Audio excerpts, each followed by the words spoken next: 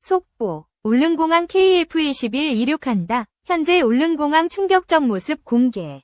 한국에 또 속았다. 완공이 임박한 울릉공항에 일본에서 난리난 이유.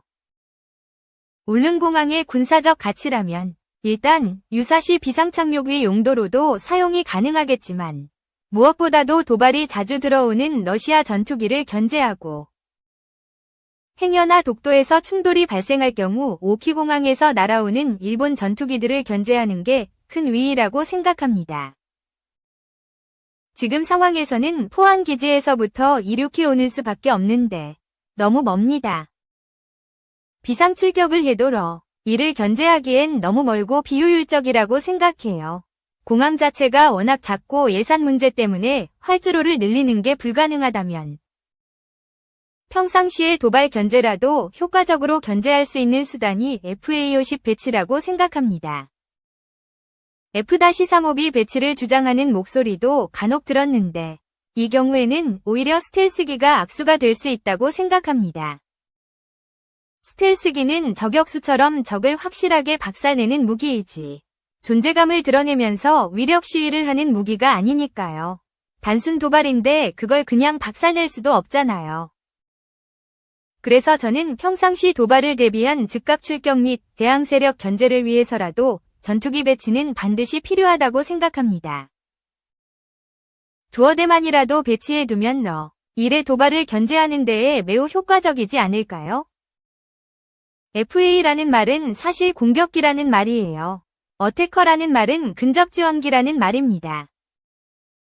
A-10이라는 비행기가 전형적인 지상군 지원 공격 임무를 맡은 비행기죠. 정확한 명칭은 근접지원기이고요. 울릉도 한가운데에 배치되어야 한다면 전문 제공기라야 하죠. 제공기이면서 공대함 미사일도 달아야 하고요. FA-50은 여기에 해당이 안 됩니다. 울릉도에서 발진하는 부대를 상정하면 그 대상국은 러시아 또는 일본입니다. 북한 같은 나라가 아닙니다. 최첨단 장비와 최첨단 레이더 통신 통제 시스템을 가동해야 합니다. 공군 활주로에는 크게 3종류가 있습니다. 하나는 비행기지 안에 있는 상비 활주로이고요. 또는 평시에 다른 용도로 사용할 수 있는 비상 활주로가 있고요. 긴급시에 착륙만 가능한 긴급 활주로가 있지요. 울릉기지 정도면 상비 활주로가 있어야 합니다. 바다 한가운데 불쑥 나온 활주로라는 것은 기후에 따라 사용 불가능한 날도 많고요. 난기류에 의한 위험한 이착륙이 있을 가능성이 높지요. 전투기를 운영하려면 그에 필요한 탄약고, 유류 저장 탱크, 정비 수리 시설, 활주로 보수, 겨울에 눈 치우는데 대대급 병력 필요, 위무, 헌병, 보급, 수송, 이는 육지에서 지속적으로 보급, 아주 많은 인력이 필요합니다. 다만 육상기지에서 발진한 공군기가 독도 공중에 작전하다가 비상 착륙할 수 있는 긴급 활주로라면 생각해 볼 수도 있겠습니다만. 2. KF-21 기밀 노렸다. 북. 독일 방산업체 해킹. 우리 차세대 주력 전투기인 KF-21 위 미사일을 공급하는 독일 방산업체가 북한 해커 조직 김숙희의 공격을 받은 걸로 확인됐습니다. 북한 해커 조직은 KF-21 위 핵심 기밀을 노린 것으로 보이는데 우리 정부는 즉각 진상조사에 착수했습니다. 독일 유력 매체 ZDF와 슈피겔 등은 독일 방산업체 딜 디펜스가 북한 해커의 공격을 받았다고 지난달 27일 보도했습니다. 북한 정찰총국 소속 해커부대 김숙희가 미국 유명 방산업체 명의로 일자리를 제공한다는 미끼 메일을 딜 디펜스 직원들에게 보내는 방식이었습니다. 이 메일에 첨부된 PDF 파일을 클릭하면 악성 코드가 설치돼 정보가 빠져나가도록 설정된 겁니다. 독일 딜 디펜스의 주력 상품은 단거리 공대공 미사일 아이리스-T입니다. 올해 양산이 시작된 한국형 초음속 전투기 KF-21과 말레이시아 수출용 경공격기 FA-50의 아이리스-T가 장착됩니다. 지난 5월 KF-21은 아이리스-T 시험 발사에 성공했는데 이때부터 김숙희가 딜 디펜스 해킹 시도를 시작한 것으로 알려졌습니다. 북한의 딜 디펜스 해킹 공격으로 KF-21과 FA-52 공대공 미사일 정보가 북한 손에 통째로 넘어갔을 가능성도 배제할 수 없습니다. 최악의 경우 전투기와 미사일 체계 통합 과정에서 딜 디펜스에 제공된 KF-21과 FA-52 초핵심 기밀들이 유출됐을 가능성이 있습니다. 우리 정부는 이번 북한의 해킹 시도는 KF-21 기밀 정보를 획득하기 위한 시도로 보고 진상조사에 착수했습니다. 방사청과 방첩사, 국정원은 다음 주 중반 합동회의를 열어 각 기관이 취합한 피해 규모와 대책 등을 점검할 계획입니다. 3. 일본이 전력화 서두르는 토마호크 순항미사일, 오상현의 무기큐브. 2,540억엔, 우리 돈 2조 3천억 원을 들여 2025년부터 2027년까지 토마호크 미사일을 도입한다는 건데요. 애초에는 2026년부터 2028년까지 토마호크 최신 모델인 블록 400기를 구입하려 하다가 그중 절반인 200기를 구형 모델은 블록 4로 변경하고 도입 시기를 1년 앞당긴 겁니다. 이날 발표에서 기하라 방위상은 토마호크는 일본의 스탠드오프 방위 능력 강화에 이바지하는 것이라고 강조했는데요. 일본이 더 좋은 새 제품을 두고 굳이 1년 앞당겨서 도입하려 하는 이 무기. 토마호크 순항미사일에 대해 알아보겠습니다. 토마호크 미사일은 우리에게 걸프전에서 전쟁의 시작을 알렸던 미사일로 잘 알려져 있습니다. 1991년 1월 17일 미 해군 구축함 USS 폴 F. 포스터에서 첫 토마호크 미사일을 발사한 뒤 걸프전 내내 잠수함에서 12발, 수상함에서 276발 등 모두 288발이 토마호크를 발사하며 현대전의 시작을 알렸습니다. 2011년 리비아 공습에서는 개전 첫날 124발이 토마호크 순항미사일을 발사하기도 했습니다. 사실 순항미사일은 냉전 초기에는 꼭 필요한가 싶은 의문이 있을 정도로 존재감이 미약했습니다.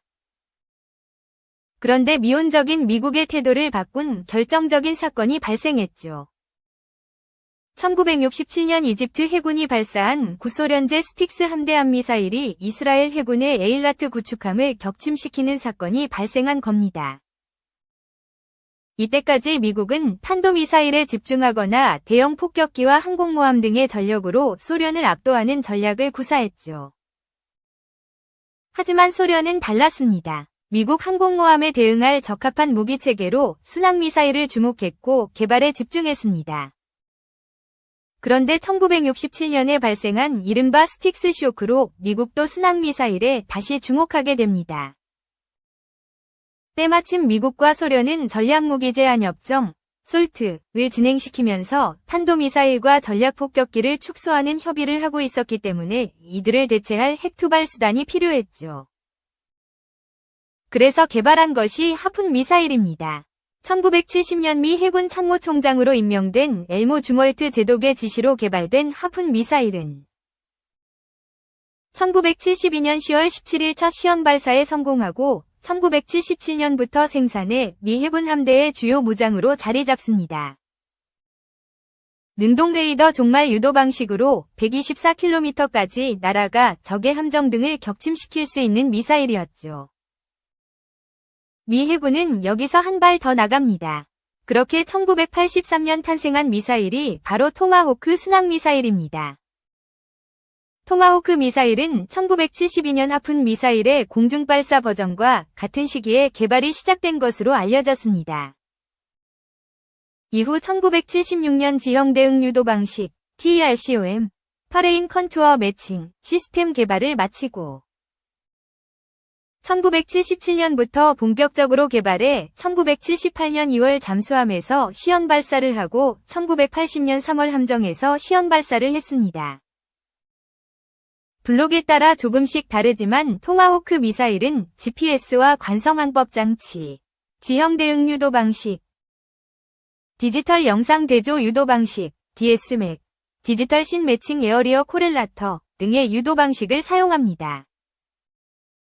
토마호크 순항미사일의 가장 특징적인 점은 바로 1976년 개발된 지형 대응 유도 방식과 디지털 영상 대조 유도 방식에 있습니다. 비행하는 지역의 고도를 측정해 미리 입력된 경로의 디지털 고도 정보와 비교하면서 비행하는 방식인데 이 때문에 보다 낮은 고도로 비행할 수 있어 적의 레이더에 발견될 확률을 줄일 수 있습니다. 또 목표물을 정확하게 명중시키는데도 큰 도움을 줍니다. 토마호크는 탄두의 종류나 목적에 따라 여러 가지 유형으로 개량됐습니다. 초기에 배치됐다가 2010년대 초반에 퇴역한 BGM-109A형은 W80이라는 200노트급의 핵탄두를 최대 2500km까지 날아가 터뜨릴 수 있었죠. BGM-109B는 1000파운드급 고폭탄을 장착해 460km 안의 함정을 공격하는 용도로, BGM-109C는 지상 공격용으로 1250km 안의 목표물을 타격할 수 있었습니다. 지금까지 얘기한 세 가지 개량형은 현재 퇴역한 상태입니다. 본격적인 개량은 BGM-109C 버전을 기준으로 블록 2와 블록 3가 탄생하면서부터입니다. 항공기와 무인항공기, 위성, 보병, 전차, 함정 등 여러 무기체계에서 획득한 표적 정보를 획득해 목표물을 타격할 수 있는 여러 센서를 장착하는 데 중점을 뒀습니다.